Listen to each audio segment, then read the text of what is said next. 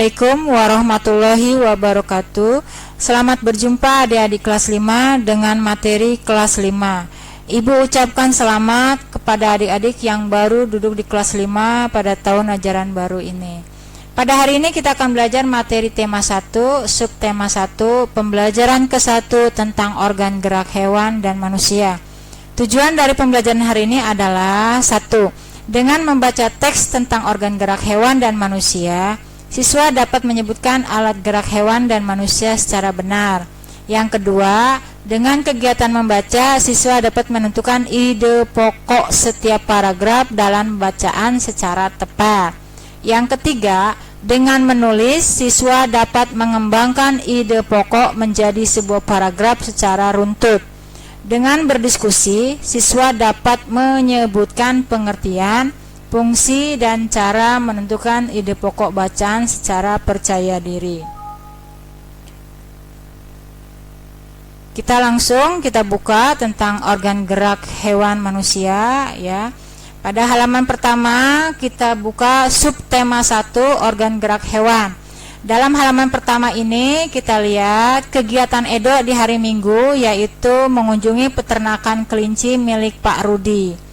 Kemudian kita lihat di halaman berikutnya, pembelajaran pertama ada percakapan antara Pak Rudi dengan Edo. Pak, lucu ya kelinci-kelinci itu, bulunya tebal dan gerak-geriknya lincah. Kenapa kelinci bisa meloncat dan berlari dengan lincah seperti itu ya? Benar, kelinci dapat bergerak lincah karena didukung oleh organ-organ geraknya. Pada dasarnya, organ gerak kelinci serta hewan lainnya hampir sama dengan organ gerak manusia. Tanpa organ gerak, kita tidak bisa melakukan kegiatan apapun. Kemudian kita buka halaman 3, ayo membaca tentang organ gerak manusia dan hewan. Salah satu ciri dari makhluk hidup adalah bergerak. Secara umum, gerak dapat diartikan berpindah tempat atau perubahan posisi sebagian atau seluruh bagian dari tubuh. Makhluk hidup akan bergerak apabila ada rangsangan yang mengenai sebagian atau seluruh bagian tubuhnya. Gerak pada manusia dan hewan menggunakan organ gerak yang tersusun dalam sistem gerak. Organ gerak berguna untuk berjalan, berlari, karena adanya rangsangan dari luar maupun gerakan terencana.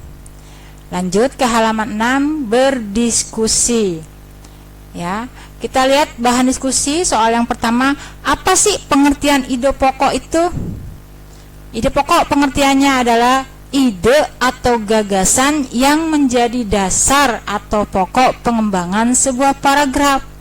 Lantas fungsinya apa? Fungsinya adalah menjadi dasar pengembangan paragraf. Bagaimana cara menentukannya? Dengan membaca kalimat dalam paragraf satu demi satu, menentukan inti paragraf tersebut.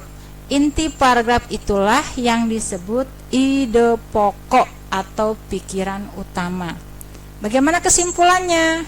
Nah, kesimpulannya, siswa atau kalian atau kamu memahami pengertian, fungsi, dan cara menentukan ide pokok dari sebuah bacaan.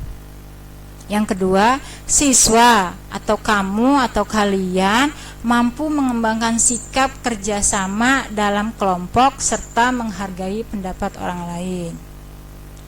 Lanjut, setelah kita belajar, kita renungkan. Untuk mengetahui seberapa jauh pemahaman tentang ide pokok suatu bacaan, carilah satu bacaan, kemudian tentukan ide pokok dari masing-masing paragraf. Tunjukkan hasilnya kepada temanmu, orang tua, atau gurumu untuk dinilai, dievaluasi. Tulis hasilnya pada kolom berikut atau pada alat tulis yang lainnya. Baik adik-adik, sampai sini pembelajaran kita tema 1, subtema 1, pembelajaran ke-1. Kakak ucapkan Assalamualaikum warahmatullahi wabarakatuh.